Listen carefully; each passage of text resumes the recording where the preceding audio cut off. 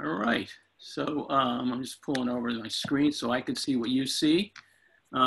Happy Monday. I can't believe it's July 20th. It doesn't feel like, except for the heat, the midst of the summer. So let's do our normal catching up that we do every Monday. And right now, things are still pretty calm despite what, there were hundreds of people at one of the beaches yesterday. So hopefully that won't cause a spike in positive cases. But the last week, Friday to Friday, we had about 50,000 people tested. So it's, less than our heyday when we were close to 70,000. And basically in Massachusetts, we're now totaling about 106,487 cases. And the deaths continue to go down. I don't know if you remember last week, I mentioned how there seemed to be some kind of correction made where the number dropped actually relative to the June numbers, and not significantly, but enough that, this last week was a smaller number. Right now, there was about 100 deaths in the past week. So we're at 8,184. What's pretty tough to take is, nationally, we've had almost 138,000 deaths. So it's very much alive. The people that I see around me, they're wearing masks. Every once in a while, I'll see people online. They're literally online, and one or two will not have a mask. And I'm thinking, you're online. I know you're outdoors to get into a place, but can you put it on now, So it's really something, and I think all of us, the last thing we want to see is a surge at wintertime. And I don't know when we would know for sure that we are going to have or not going to have a surge, but that's something we want to avoid. I do see people's spirits up, and obviously for the people who have lost someone, it's a really tough time. And we've lost some people we know that we've lost through this as well. I'm sharing again the dashboard that's specific about both facilities like Rentham and Hogan, and where we have about a few hundred people remaining. And then here's the statistics with small congregate care settings. And pretty much similar to last week, what it shows on the chart is less than 5 deaths in combined private and state settings and small congregate care settings. And I'm having to estimate that we're probably approaching now 100 deaths overall among the between 8,000 and 9,000 people living in small congregate care settings, either with nonprofit or for-profit providers, private providers, or with state workers in state settings. About 1,000 people live in state settings, the remainder are living in private settings. And then obviously there's a ton of people living with family. And obviously the smaller, your network, probably the less likely you were exposed to the virus once you isolated. So on the state and federal update side of it, taxes kicked in so that, we know we're getting a sense of revenue and what the revenue picture is. I had a chance to hear from Senator Rodericks, who's the Senate Ways and Means Chair. And from time to time, we talk to folks on the House side, and especially Representative Denise Garlick, who's been really wonderful, and Representative Kay Khan, and different reps and senators who've been really with us throughout this whole thing. Josh Cutler, another good example. And I'm feeling bad now because I'm leaving people out, but gotten a lot of support. And so they're going to be negotiating a budget at some point. Possibly they may have to come in after, the week's out, because technically our session ends in July. The final bills will be being processed. As you know, there's a police bill that just got put together in the House. If you listen to the news last week, the Senate released their package related to Black Lives and Brown Lives Matter and the issues we've seen over the past months. So there's something in play there. I'm sure they will get that done. There's other bills that will come up, but very few, I would think, at this point, with the week and a half remaining. But you never know. Things may have been discussed and negotiated. And then once I think they're clear about the revenue picture, we'll have some sort of sense on the budget. I know there's discussions going on because we heard from Morris Sullivan, did hear from, Senate side that folks are trying to negotiate positively for our constituents and avoid the kinds of cuts that would really be harmful in our world. So I was glad to hear that. And so we just have to sit tight and keep advocating, don't cut us out. And I think Maura's been tracking that every week with you all that have joined her on her sessions.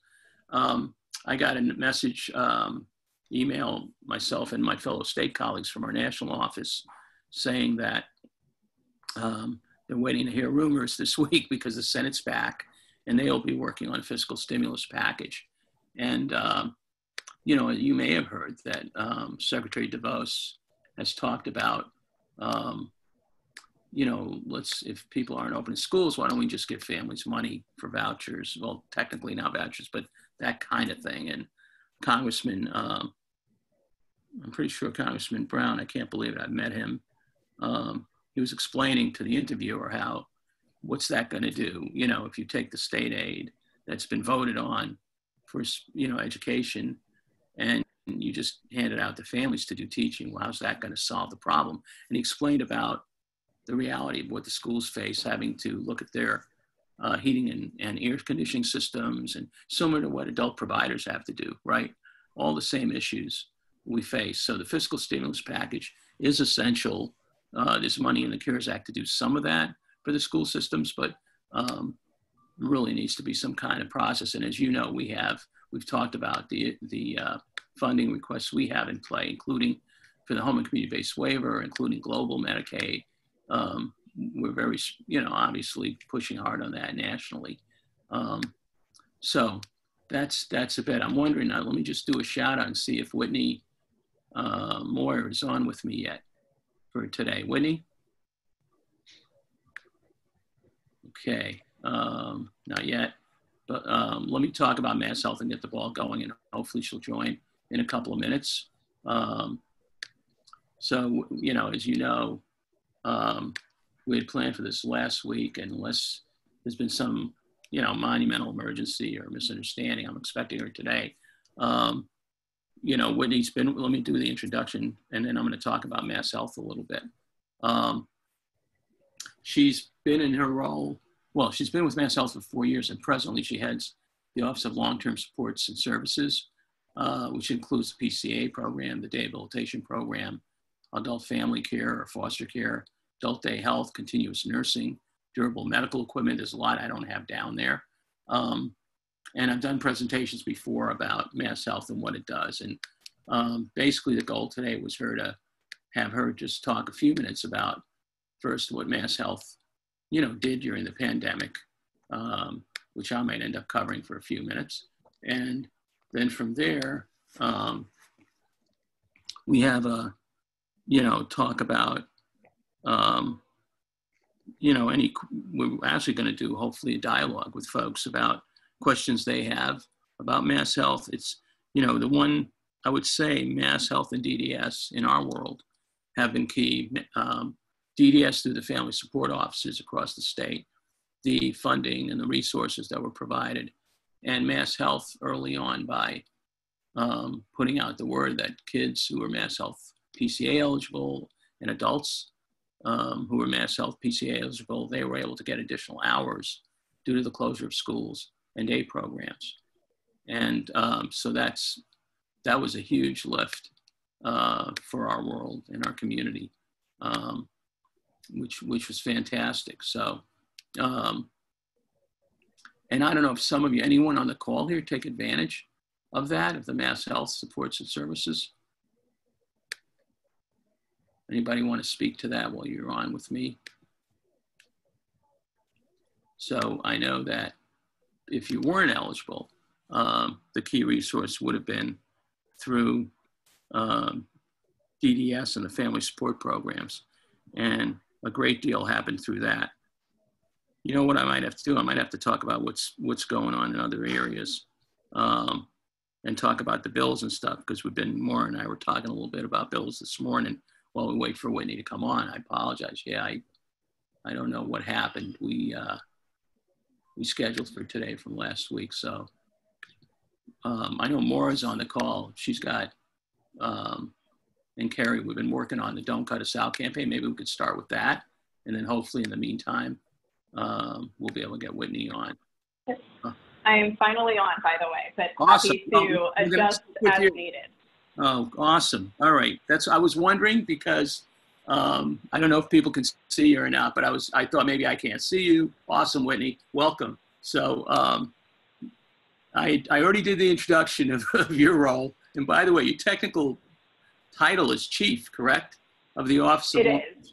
Yeah, so I love that title, by the way, because you were director before, so there must be, a process. And whether it's government or nonprofits, right, or private organizations, it's always interesting, right, how the titles play out. But you actually have a pretty good background. I looked you up on LinkedIn, and I think where people don't know you that well, I'd love not just to spend a minute on this.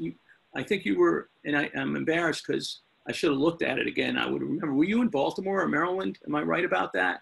Before coming? That's correct. Okay, and you. Yeah, I was.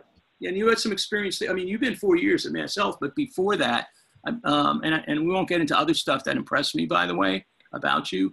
But what was your role? Tell them about the role you had previous, because I think you did interface in our area, or maybe not specifically in our area, but in this field. Yeah, I would love to. So right before coming to MassHealth, I had been working for the Maryland Medicaid program for 3.5 years, and I was a division chief down there and worked mostly with also with their LTSS population, but more from the lens of how to develop an electronic case management system with their area AAAs. And down in Maryland, the setup for LTSS services and HCBS services is like a lot of other states, but it does differ from Massachusetts in that almost everything within LTSS is put into one of those home and community-based or 1915C waivers, which allows, certain flexibilities. But one of the reasons a lot of states do it that way is because it is a way of also controlling. Also, if you hear a lot of background sounds, there's jackhammering happening next door. So I'm hoping my internet doesn't go out again, by the way. So it's one of the exciting parts of working remotely, right? Yes. So apologies for the background sound. But in Maryland, because they had most of their LTSS services, and that included IDDD populations grouped into those waivers, there's the capped enrollment. And as everyone knows, LTSS is very costly, but it is absolutely essential. And so one of the really great pieces of coming to Massachusetts, and one of the big drivers, is the fact that I knew coming to Massachusetts, there was the policy stance that is, if you are in MassHealth or if you're on Medicaid and you have a need, you are entitled. You are going to get that service that you need, and that there's not a cap to that enrollment. But it also creates a really interesting way in which we have to think through policies, because every state does still have to manage a budget, but it is the right policy decision to make sure that if someone has a need, that they have the services to support that. Yeah. So I think, it's interesting. I think, in some ways, by the way, we're one of even if they don't make it all on the waiver, the day programs are often on the waiver, right? Separately.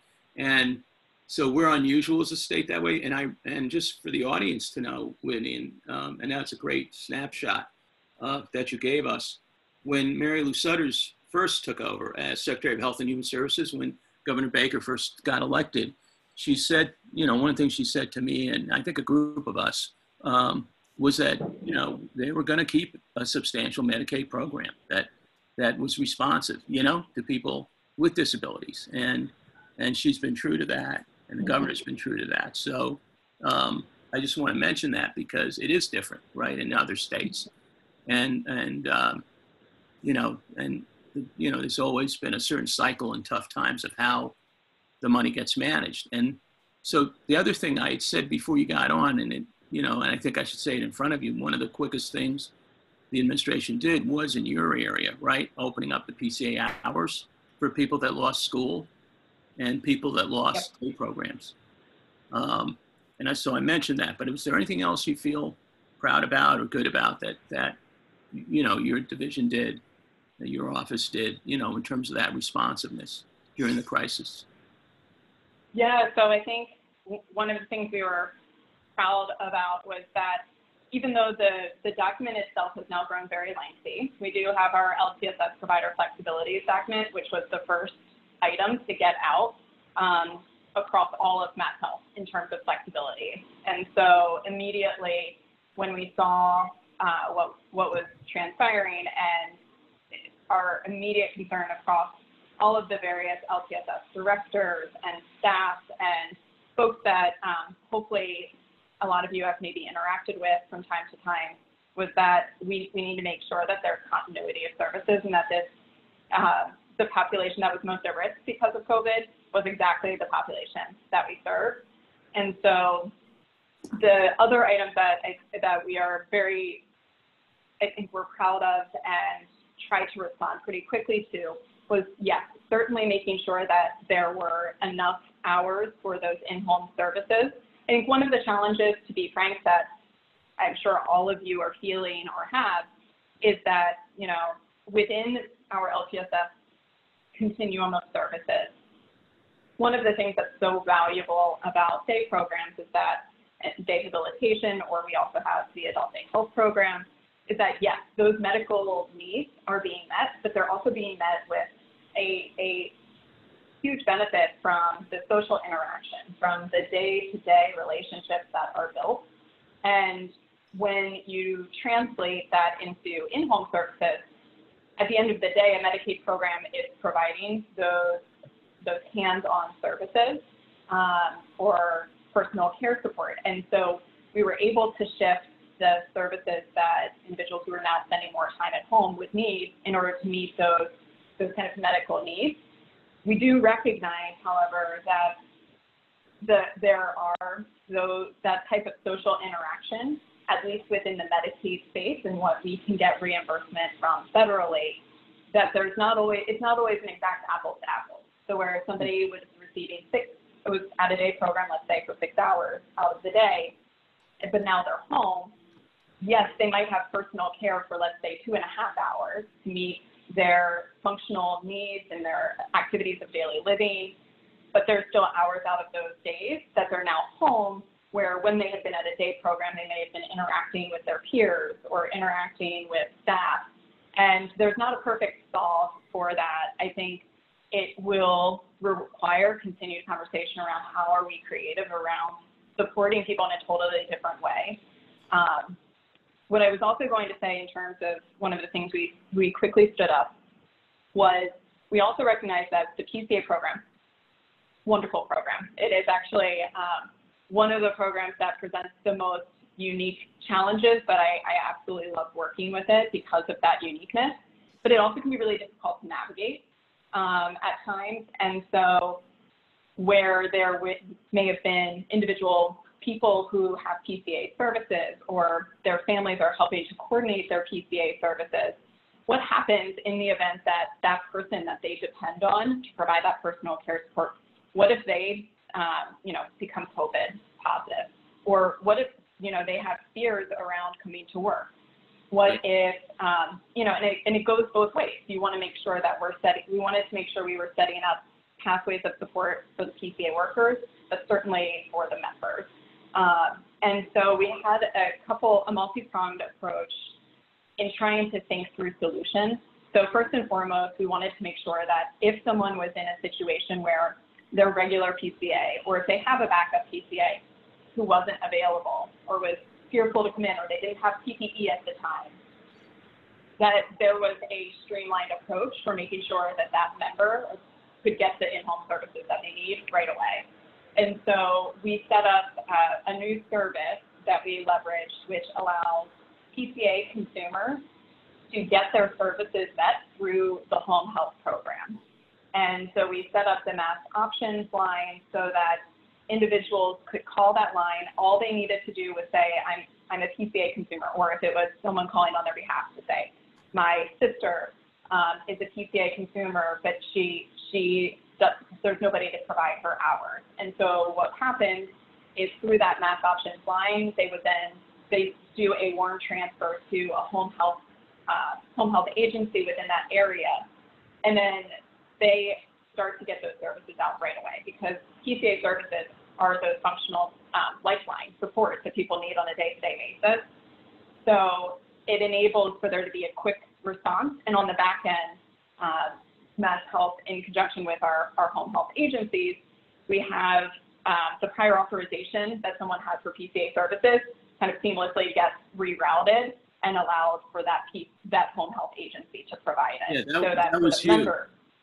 Was, because even if it works and because of the manpower issues and maybe some people being nervous about new people coming in their homes, even if it works for 25%, of the people that need it, and it's going to work for 100% of the people in an urgent situation, it's going to come through. It's clearly a unbelievable flexibility that showed you were thinking of people. I think I want to touch on the partnership with the federal government that the program is funding wise, and obviously that cuts across beyond your office. But just for the public, you mentioned how some of these flexibilities, it's not apples and apples, right? And you were suggesting in some cases you may do it even if there isn't a match, but you can only do so much of that financially, right? During a time when actually revenue is being lost. It's not like we're in an upswing at the moment with the economy bumping along greatly, right? So how does that partnership, a few sentences on that partnership and the key part for our listeners, because I think people don't appreciate enough, how important that is in terms of the financing. Yeah, I'd be happy to. I'm going to try to keep it brief as possible. Yes. So Leo, chime in and cut me off. Okay. Whenever you feel it's needed. So within Medicaid, it is a half state, half federal government funded program. And so 50% of what we spend is reimbursed by the federal government. And that's absolutely essential for us. MassHealth is 40% of the entire state budget. And within that 40%, LTSS services are a third of that 40%. Wow. So it is absolutely essential. And mind you, that 40% is that 40% of the overall Commonwealth budget is after getting the federal reimbursement. So imagine if we all of a sudden had to pay 100% of every dollar spent, then that we would be in a very, very difficult position as a state across all of our different funding needs, even outside of healthcare. Right. And so we advocate with you, and not just you, but people, all different kinds of folks in administration and legislature. We always use that match, right? Because we know you're going to make decisions in that context, right, of what's doable. Exactly. And at the end of the day, it's about what's doable. And so I just wanted to just do that. I know people might be dying to talk about what happens next a little bit, which you don't have a crystal ball and I don't have a crystal ball. And, if there's a surge, all bets are off, right? But let's assume we're trying to come back and, get back to the place we're in a rhythm. And I know it's hard to assume that because winter's around the corner. But I also want people to start chatting in questions to Kerry, because I'd rather do it that way versus over the phone, folks, for those of you that are listening. But Whitney, I was thinking that as things return, it's the same thing for those, the day services, right? That there's going to be limitations because of the social distance issues, right? And what the CDC presently is recommending that, your office and DDS is being consistent with. Let me ask you that question to start with. Is there, do you think, any likelihood that 113 square feet which would come down a bit? Or do you think, given what we're hearing about indoors and ventilation, that will stick for a while in terms of space around people? Yeah, so I think the reality of this situation is that we are going to be in a prolonged period with rigorous guidance to adhere to social distancing. So within just to quickly address the 113 square feet, that is used as kind of a barometer to help sites be able to assess what is their possible usable space. So since most programs operate knowing that, okay, with my 3 kind of community rooms, let's say, in total I have this much square feet, and if I approximately divide that by 113, how many individuals? So it's used as a gauge. But of course, the configuration of any room is a little bit different. And so the real measure of making sure that there is the appropriate distance is the 6 feet of distance from other individuals, except for the points at which a staff person may be providing assistance or something of that sort. That will not be reduced in the near future, especially as we go into the fall. At the end of the day, though, I will say the lens by which we're trying to think through this, and I welcome others on the call to share their thoughts around this, but the way we've been trying to constantly think about what approach should we take for the future, whether it's for another 3 months, 6 months, 12 months, is how do we make sure that members and participants and their families are equipped with enough information to make decisions that make sense for them and their life. Right. And if folks haven't seen it already, hopefully this will prompt you to see it. Hopefully you have. There's a risk-benefit discussion tool that we had created to hopefully guide discussions that individuals, either by themselves or with their families, are using that as a way to kind of assess their own risk. Because you could have 2 people with exactly the same kind of, on paper, look exactly the same, but their assessment of risk and their assessment of benefit is going to be a little bit different. And so I think at the end of the day, it needs to be the families and the members who are deciding for themselves what are their needs and what is the benefit of returning, what is the risk of returning to a day program. Similarly, what is the benefit of staying home? What's the risk of continually staying home? So I don't know if that answers your question there directly. Yeah, I think that's good. And it's stimulating some questions from the audience. I'd say for the remaining like 8 or 10 minutes I think we have, let's let Carrie jump in with, is there stuff she usually talks through the chat. Whitney, Carrie, you're there, right? You want to? Yep. So there's a number of questions. Okay. Let's see. So Diane was wondering, is PCA something someone could start with a loved one home from a residential and day have program? So they pulled them out of a residential program. They're living with them now at home. Could they access PCA? So without knowing the person's needs, I'm going to take a broad answer and say yes, assuming that they have 2 or more ADLs. So if they need assistance with grooming or dressing or bathing, toileting, transferring, meal prep. And the PCA program also does allow for IADLs, or instrumental activities of daily living. So that includes like laundry or meal prep, cleaning, those types of things. So I think a PCA program is the best place to start if those in-home services are needed. We do also have other programs that are a little lesser known that would also be worthwhile to take a look at. So there's the adult foster care program, which that does require that the member and the member and the caregiver live together. So it all depends on kind of what the makeup is or the arrangement is for that particular member. But the adult foster care program has a slightly lower requirement in terms of medical needs. So it could be one ADL plus skilled services or some behavioral health needs that are needed. So I would take a look at the PCA program and the adult foster care program. Right. Okay, thank you. And then Jean was saying that she received additional PCA hours as a result of the lack of day programs.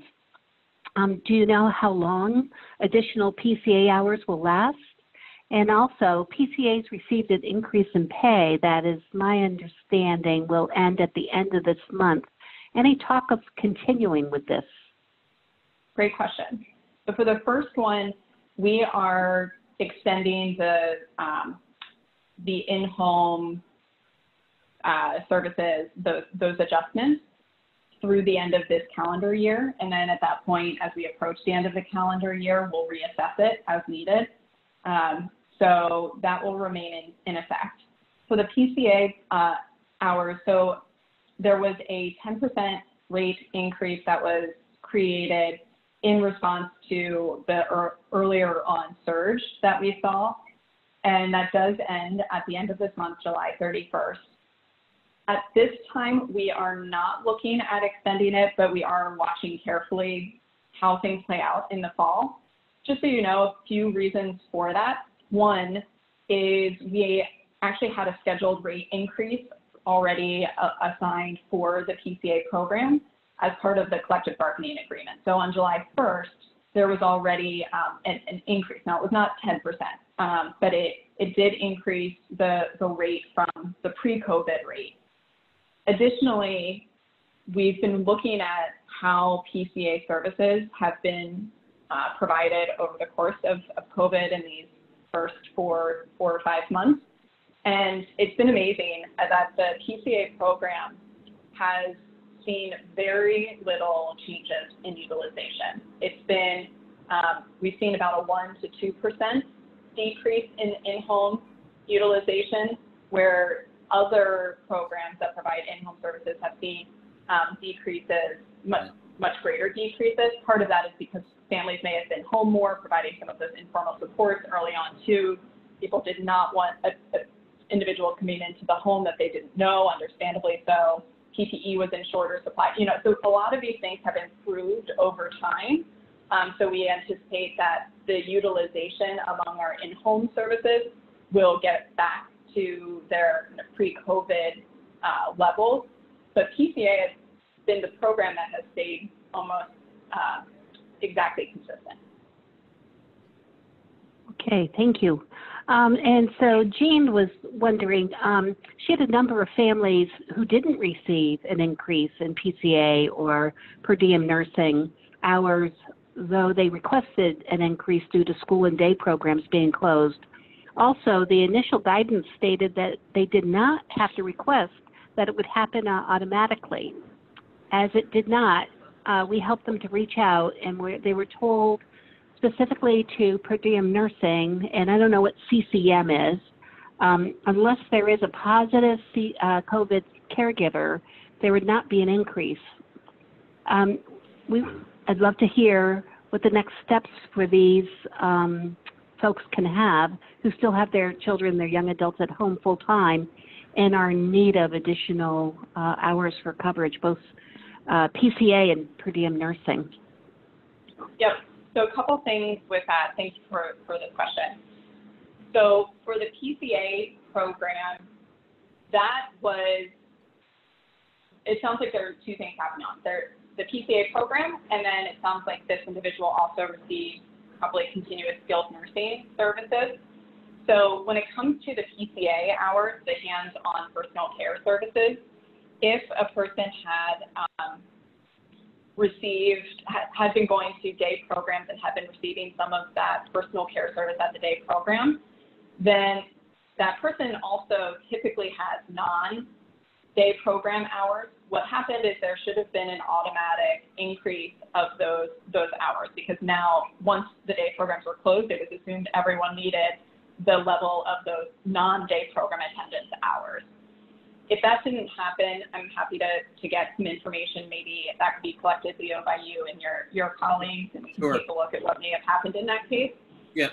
For continuous skilled nursing, because the continuous skilled nursing was likely recorded or was likely assessed based on what were the in-home hours that person already had, unless there was a change in the needs, the medical needs of that individual, the nursing hours likely remained the same. But again, I would want to take a look at that specific case to see what may have happened. I will also note that where we also did rate increases for PCA, we did do that for home health services as well as continuous skilled nursing. And actually for continuous skilled nursing, recognizing that there also were a lot of families that wanted to make sure that they were reducing the number of different nurses who were coming into the home. We increased the continuous skilled nursing rate even more. We added an additional 10%, so a 20% rate increase for continuous skilled nursing to help support as best we could. But thank you. I want to, you know what, Carrie, it's almost 12:40, so I don't want to go past what I've been doing. But what I'd like to do, I'm wondering if we can host without Whitney there, like those examples where people didn't get what they needed. If they, sort of like a clinic where people can give us that specific, like we know Jean, so we can get that from her offline. But I'm wondering if there's other people that I'm noticing with questions, and especially as we look ahead, one of the questions was about, people are exhausted. Like some of that usage of time is probably with family members, Whitney, is what I'm hearing because of the workforce shortage. And so that as we look ahead, and some of the people are older, one family member just talked about that, how she's 70, the other person's 74, and her son didn't get COVID, but everyone in his residence did, but they brought him home to, which prevented him, right, from getting COVID. So as we look ahead, what kind of strategies, even if it's not hour for hour, that we can figure out for the people, with folks at home. But if we could get specifics from people, then we could help them some place to contact their area office first for DDS to start with, that, while they're doing an application, because there's maybe some kind of strategy together, blending the services that can work. So anyway, does that make sense, Carrie? If we do like a 40-minute thing and we can then share that, and Whitney can have her team look at the different questions, and especially where people are eligible. Sure. Obviously, people aren't eligible. It's a whole different problem. We talk about it another time. Right. But so I think there's confusion on how much people can expect of an increase, and so that would be interesting to get clarification on too. Yeah, because I saw Kathleen's thing about the 2 hours a week extension. Right. So I think what happens too in some cases, people are exhausted and they're not taking the next step to ask for help because they're just so busy and exhausted. So, but I think we could help facilitate some things, and Carrie will talk about what makes the most sense. And people can even email us. They don't have to wait for the clinic. And I know Whitney will be responsive because she just helped out with a situation just recently, about a week and a half ago, where somebody was in a double bind. So I just want to thank you, Whitney, and we're getting some thank yous from people in the audience, and really appreciate you doing. It's the first time you've done it with us in this context, right? A different kind of feel, right, for this session. I know, I like this a lot, actually. I prefer this. Thanks for inviting me. Right, because we get to, right. And of course, we just have different perspectives, right? You have to worry about the state budget. You have a role where you've got to balance those things. And, so those other meetings are different kinds of meetings, but we're all on the same side trying to help, bring value to people's lives and help people thrive. And we're in a heck of a crisis. So we need to do it together. So thanks again for being there. And really appreciate it. We'll bring you back sometime, either with me or Maura or Carrie, and have you join us again down the road. Okay? That would be wonderful. And like I said, thanks for having me, but mostly thanks to all of you. It is, like you said, Leo, really, really challenging times, and we are all in this together in different ways. So thank you. You're welcome. And everybody, thanks for being with us today. And tomorrow and Thursday, there'll be a trauma-informed care sessions with Allison Hrovat. And then Thursday morning at 11 will be the Maura Sullivan webinar as usual. And I think Maura's still on. I'm trying to remember who's going to be on Thursday. I know next week we're going to have Russell on, Russell Johnson from DESE. I hopefully finally got that date right. And Kerry will be hosting Allison Tuesday and Thursday at 2 p.m., two-part COVID, which will be recorded. So folks will be able to look at it after the fact as well. Okay, so, and I think Alice asked something, Kerry, early in the session about where things are at. Yes. Admissions, transfers, intakes, referrals. So just on MassHealth, it should be, when I say smoothly, it's within the context of post-COVID. I assume, you know, things are moving, but in terms of like congregate care or small congregate care, I think the whole Turning 22 process is very episodic, okay? So it's very tough. It's going to be a tough period. I mean, day programs, you can imagine it's going to be even tougher. But residential services, I think some things are starting to happen, but it's limited because of COVID. But I think it's sort of agency by agency that can handle the transition. And then in terms of Russell Johnston's date, with Maura, it's going to be next week.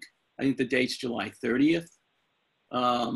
So, you know, just that's, yep. In fact, Kathleen just wrote it on the chat, July 30th, DESE. So that's going to be great. So, and that's the date, and looking forward, 11 a.m. webinar. So I do think there's some concrete things, like I said, Kerry, we could help facilitate getting the information to the right people and connecting people, especially in 3 of the examples that I heard input on. So, and I know. Okay. So, all right, cool. Yeah, we'll put something together and very soon and follow up with all of you. But thanks for your insight and your questions and your participation. Really important. Have a great rest of the day, everybody. Take care. Bye-bye. Bye-bye.